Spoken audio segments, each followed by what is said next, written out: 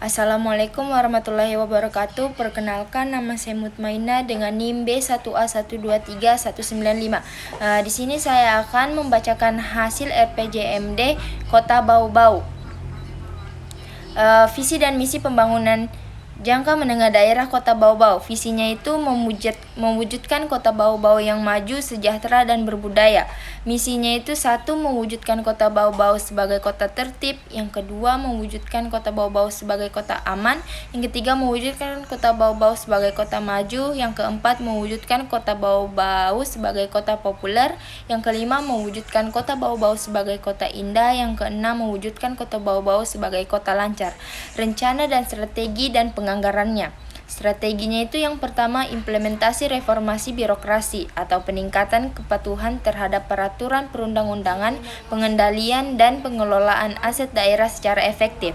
Yang kedua, perlindungan keamanan dan kenyamanan masyarakat yang religius atau pemberdayaan masyarakat dalam menjaga keamanan dan kenyamanan lingkungan, peningkatan peran aparat keamanan dalam menindaklanjuti gejolak masyarakat, pemetaan risiko bencana, penguatan kelembagaan dan sistem peringatan diri, peningkatan pendidikan, pelatihan dan keterampilan mitigasi bencana. Yang ketiga, peningkatan daya saing pendidikan masyarakat atau peningkatan kualitas dan pemerataan sarana prasarana pelayanan pendidikan, peningkatan kualitas dan pemerataan pendidik dan tenaga pendidikan, pengembangan sistem manajemen layanan pendidikan, pengembangan budaya baca dan pemindahan perpustakaan.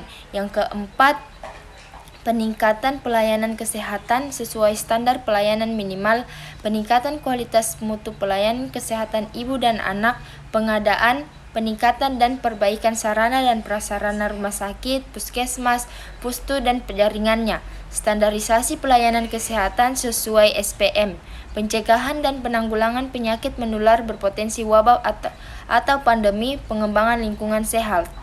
Yang kelima, peningkatan kesejahteraan perempuan dan pemenuhan hak-hak anak atau pendidikan dan pelatihan khusus perempuan untuk usaha-usaha produktif atau home industry, pendidikan dan penguatan tentang hak-hak kaum perempuan dan anak.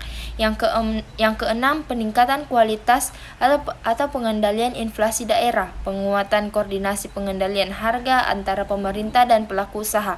Yang ketujuh, peningkatan upaya perlindungan, rehabilitasi, pemberdayaan sosial bagi pemerluan pelayanan kesejahteraan sosial atau PPKS.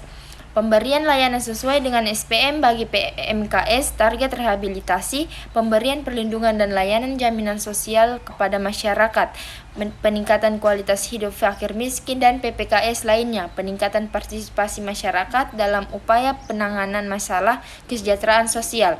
Yang kedelapan, optimalisasi peningkatan daya tarik investasi daerah atau pemberian kemudahan proses layanan administratif perizinan, pemberian layanan informasi dan promosi penanaman modal melalui media elektronik dan media cetak.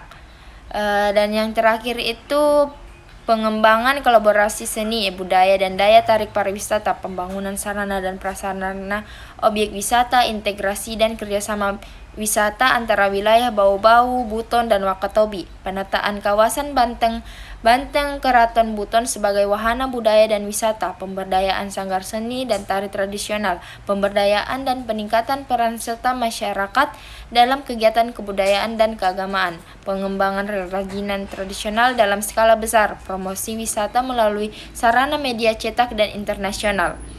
Selanjutnya itu penganggaran. Yang pertama, tahun dasar 2020 atau hasil refocusing. Proyeksi pertumbuhan pendapatan kurang lebih 3,27% per tahun. Yang ketiga, proyeksi belanja wajib dan mengikat. Belanja pegawai naik kurang lebih 2,5% per tahun. Belanja hibah turun 5% per tahun. Belanja transfer tetap tiap tahunnya. Pengeluaran pembiayaan naik signifikan mulai tahun 2022 dengan alokasi 75 miliar per tahun untuk pembayaran cicilan pokok utang. Selanjutnya, kapasitas real kemampuan keuangan daerah pada tahun 2021 mencapai 890,128 miliar.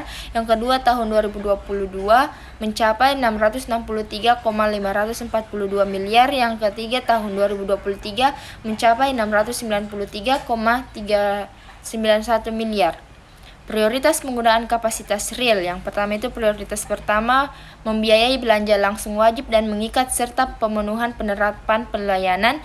Yang kedua, prioritas kedua membiayai belanja pemenuhan visi dan misi kepala daerah. Prioritas ketiga membiayai belanja penyelenggaraan urusan pemerintah lainnya. Sekian penjelasan dari saya. Wassalamualaikum warahmatullahi wabarakatuh.